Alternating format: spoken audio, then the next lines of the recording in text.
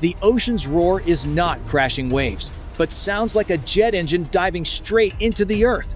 A pitch-black wall of water stands 300 meters tall, swallowing the sun and obscuring the entire horizon.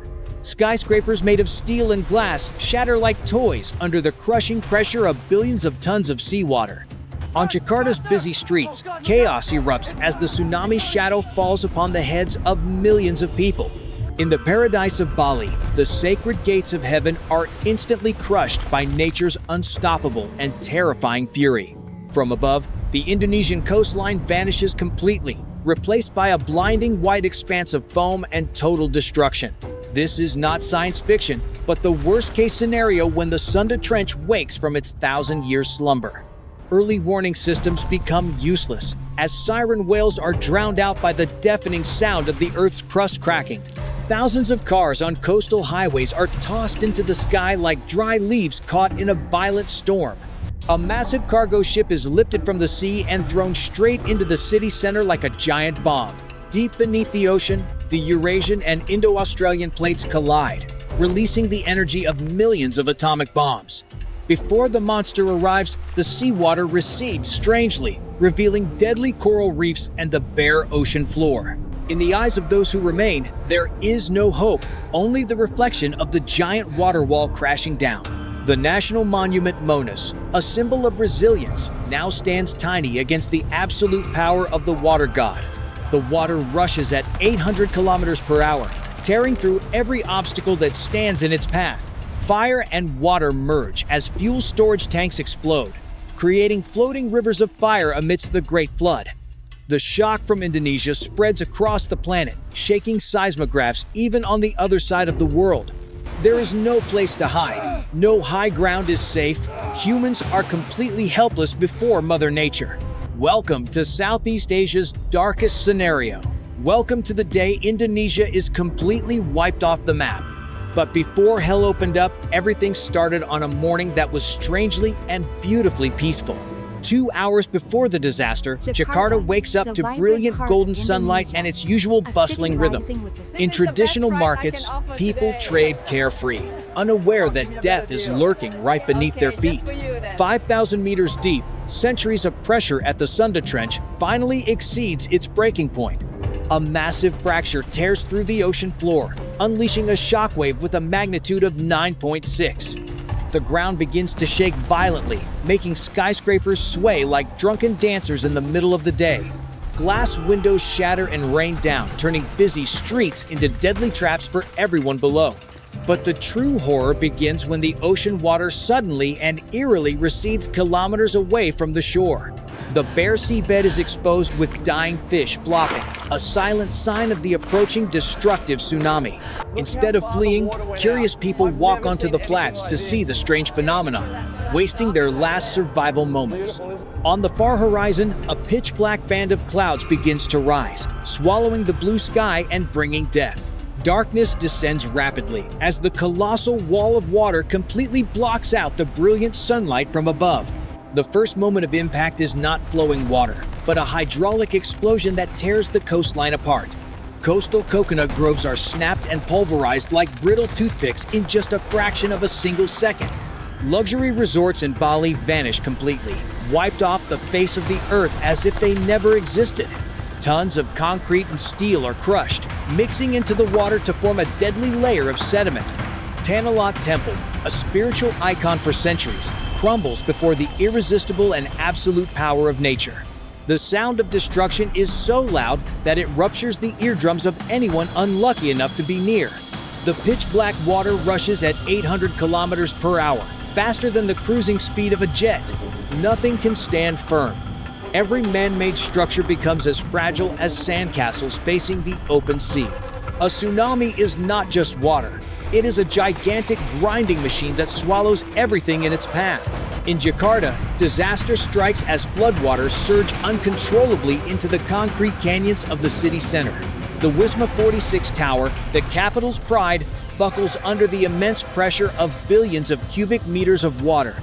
Tempered glass shatters, creating deadly showers of crystal shards falling into the boiling water below. Skyscrapers collide with each other, creating chilling metallic sounds like the screaming of a dying monster. The towering Monas National Monument is now just a tiny marker about to be swallowed by the flood. High-speed overpasses are tossed aside, throwing hundreds of vehicles into the watery abyss below. The subway system becomes a network of death tunnels as seawater rushes in with extreme hydraulic pressure. An oil tanker is washed into the city center, plowing through apartment buildings like a massive bulldozer. Substations explode in sequence, creating blue fireballs that dance eerily on the surface of the black water. The National Stadium turns into a giant reservoir where everything spins helplessly in a massive whirlpool. Panic-stricken crowds try to race against death, but human legs are far too slow for the wave's speed.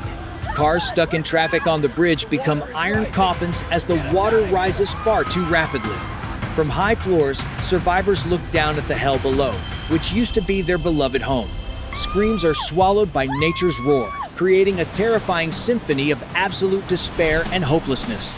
A man tries to cling to a street lamp, but the ruthless current washes away his last ray of hope. Rescue helicopters hover helplessly, unable to approach the collapsing rooftops amidst the fierce winds. In the chaos, humans trample each other to reach higher ground, revealing raw and brutal survival instincts. A child drops a teddy bear into the water, the last image of innocence swept into the darkness. Fragments of daily life, furniture, family photos float aimlessly like ghosts of memories. No more rich or poor, no more status. Before the tsunami, everyone is equal in death. Spilled oil from gas stations catches fire, turning the water surface into a massive burning sea of flames. Black smoke curls up to mix with gray clouds, creating a suffocating and toxic lead-colored sky. Fishing boats are thrown up to the third floor of buildings, lying askew like broken toy models. The international airport is submerged. Airplanes float and crash into each other, causing massive explosions. The seawall system, a marvel of engineering, has crumbled completely, unable to stop the ocean's wrath. Saltwater begins to invade the mangroves, killing the fragile ecosystem within a matter of minutes. High-voltage pylons collapse, leaving wires tangled like a deadly spiderweb spread across the water. A hospital is flooded to the second floor. Medical staff desperately move patients to the rooftop. The rapid current sweeps away cargo containers, turning them into gigantic floating projectiles. As night begins to fall, the only remaining light comes from the patchy fires burning on the water.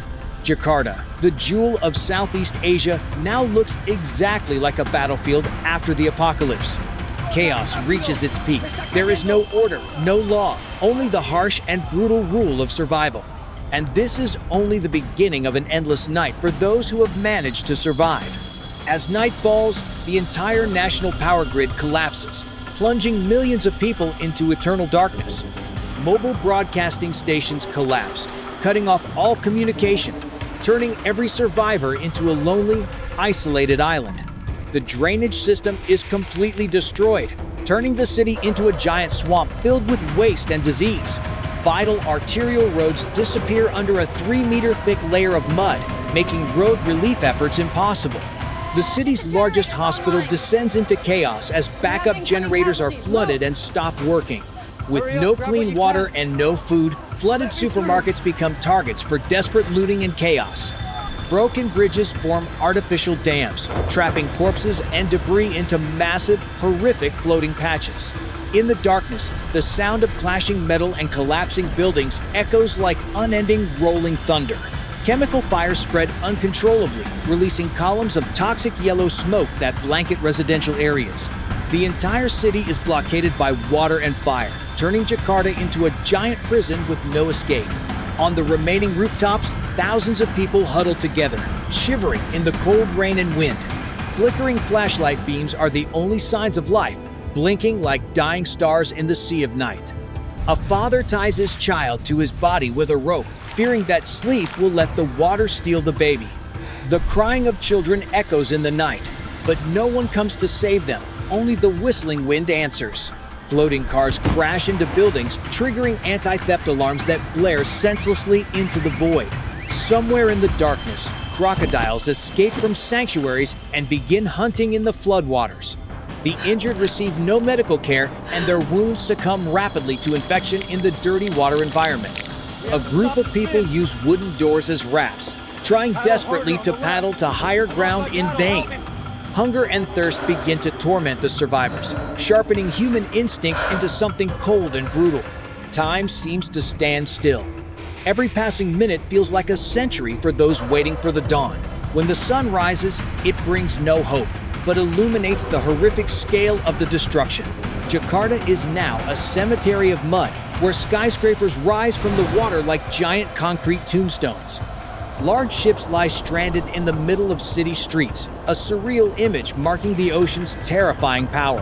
Animal carcasses and furniture float aimlessly, creating a carpet of death covering the stagnant water. Survivors begin to descend from rooftops, walking dazed like ghosts in the city of the dead. A woman kneels before the rubble that was once her home, her heart-rending cry piercing the silence. International rescue forces begin to approach, but they are stunned by destruction exceeding all training scenarios. Coastal areas have completely vanished from the map. The geography of Indonesia has been changed forever. Cholera and typhoid outbreaks begin, a silent secondary disaster killing those who survive the waves. The world holds its breath watching screens. But for those here, the apocalypse has truly already happened. Dolls and toys lie scattered in the mud, soulless witnesses to a lost generation of children. Scientists call this a black swan event, a disaster that was impossible to predict and impossible to stop. A tattered Indonesian flag still flies atop a leaning pole, a symbol of brutal and tragic resilience. Humans will rebuild, but the scars of today will be etched deep into the memory for thousands of years. A black dawn breaks over a dead city, revealing the terrible destruction under the cold and unforgiving light. Survivors walk dazed through the deep mud, searching for loved ones amidst the endless rubble and debris. Iconic structures that were once prideful symbols are now just rusting steel skeletons reaching for the sky. The ocean has receded, but it leaves behind an eternal reminder of humanity's insignificant place before nature. However, from within the ashes and mud, the seeds of human resilience begin to sprout once again. A tattered Indonesian flag is raised amidst the rubble, asserting a will that never surrenders to fate. It is not a question of if it will happen, but when Mother Nature will rage again. A child's toy lies lonely on the new beach, a silent witness to a lost generation. Darkness closes the story, but the sound of waves still whispers a warning for future generations.